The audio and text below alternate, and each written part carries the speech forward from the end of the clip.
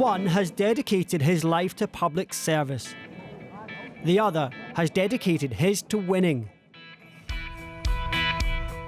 Two men with contrasting styles and competing visions of the future.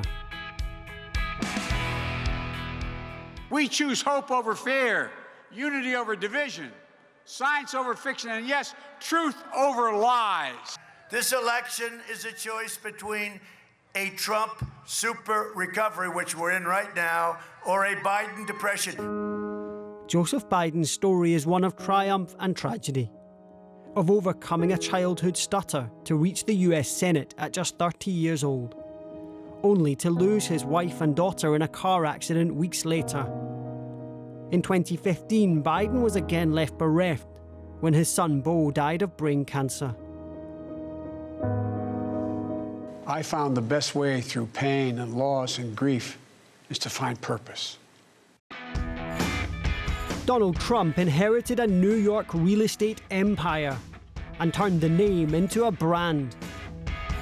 His life of weddings, cocktail parties and marital affairs were talk of the town.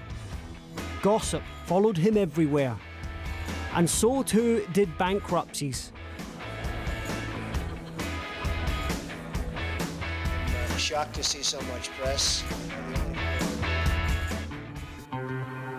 But it was hit TV show The Apprentice that reversed his fortunes. The prestige helped turn Trump from hapless New York businessman to long-shot presidential hopeful. While the two adversaries are white men in their 70s, the similarities end there. For decades, Biden rode the train to work, while Trump enjoys the trappings of wealth. Biden spent his career shaping his foreign policy beliefs and forging friendships abroad. Trump peddled conspiracy theories about Barack Obama. Our president has finally released a birth certificate.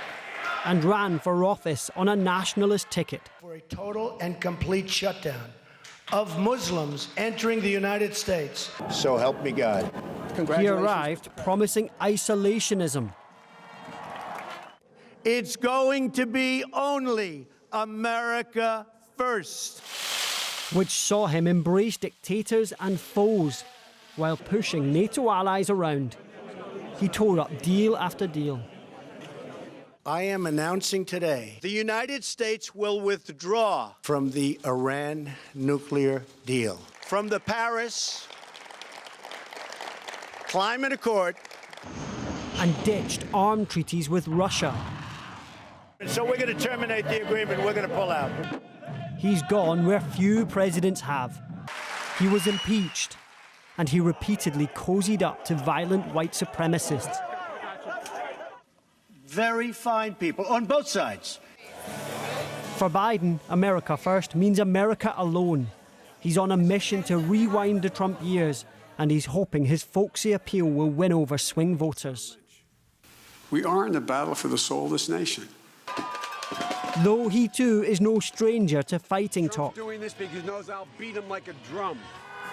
When he sticks to the script, his pitch is that after 4 years of chaos and hundreds of thousands of COVID-19 deaths, he is uniquely placed to mend the country. The battle for the soul of this, that's the job of a president, to heal. The Trump campaign, by contrast, has been light on unity and heavy on fear and misinformation. For the president, this is about coming first at any cost. Reject left-wing fascism. Vote for American freedom. Vote for America first. Vote for Make America Great Again. Both candidates have cast themselves as America's salvation. But the truth is, in this high-stakes battle, the results will reverberate well beyond her borders. Americans heading to the polls today. Let's get more. We're joined by Liz Shulka, U.S. policy analyst here in the studio. Welcome to the program. Thank you for having me. You've been watching U.S. politics very closely. What is different about this election? I think one of the most exciting things to happen in this election is the mobilization.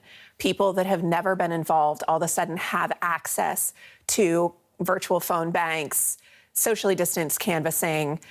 So I think the sheer force of people on the ground is absolutely different in just bringing in a whole new set of voters who've never been activated before.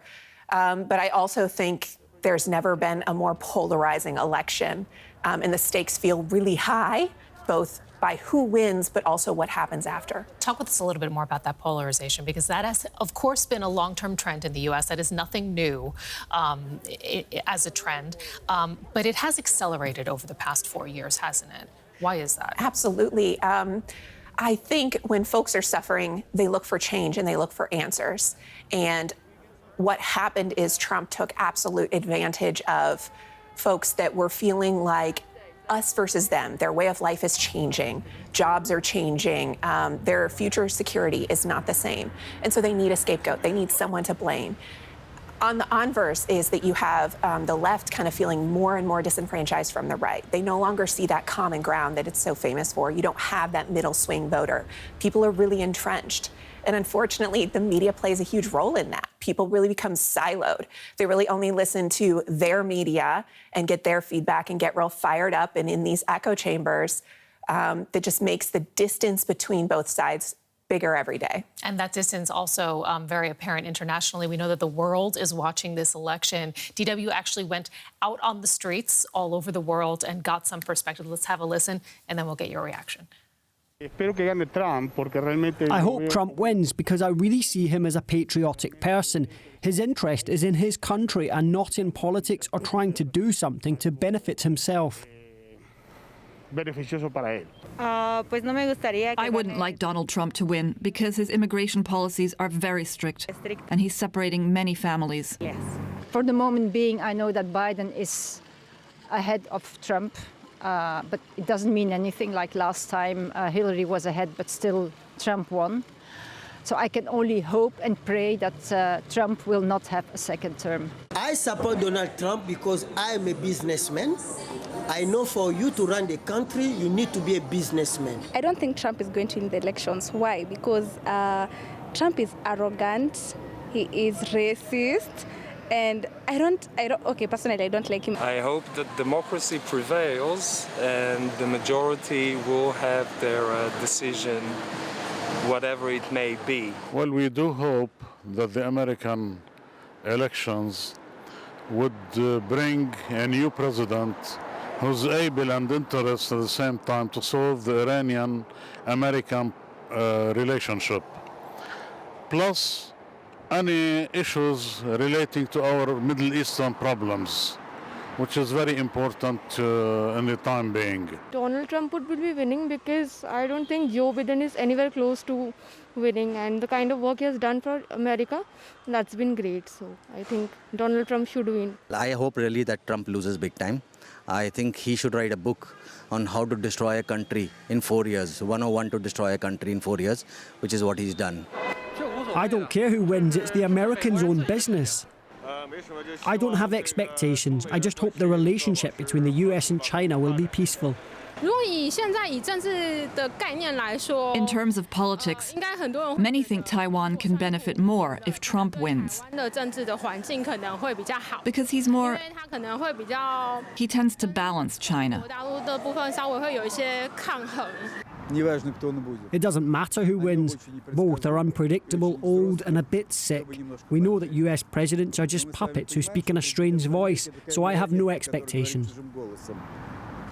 Some really interesting perspectives from around the world, we have to say. There is interest, certainly, in this election. To what extent has foreign policy been present on the campaign trail? To what extent is it part of what voters are looking at when they do go to the polls? So I think what we're seeing from the Biden camp is a direct rebuttal of the last 4 years. We're talking about saving the American reputation abroad. However, I'm just not sure when there's an economic crisis and a health crisis happening at the same time, voters have foreign policy at the top of their agenda. There's been a lot of conversation. I love some of the reactions from folks in Iran, in China, and those issues are absolutely present in voters' minds. But I worry that sometimes it's less about the nuance that is required in foreign policy and more an us versus them mentality that's happening on one side, where it's America first. And so that's driving a certain set of the voters to the polls. This election extraordinary in so many ways, not least of which the fact that it's taking place during a pandemic. That means that some of the results might be delayed in some states. What do you expect if the result is narrow, if the result is delayed? I think we're in for several days. I know both sides have been absolutely mobilizing their lawyers. I heard talk of the Biden camp mobilizing events and volunteers around protecting the vote. There's a huge campaign right now to wait for the results. I think there's a push to recognize a lot of misinformation might be out there, and we really do have to wait. I recently read that they're probably not going to call Pennsylvania before Friday, and that's the most likely tipping point state. And so we have to wait on the actual real results, not jump on the first misinformation that might happen, and hope that folks kind of have that patience and don't just react suddenly. Thank you so much. Liz Shulka, U.S. policy analyst, today on the day when Americans go to the polls to vote for the new U.S. president. We appreciate it. Thank y'all for having me.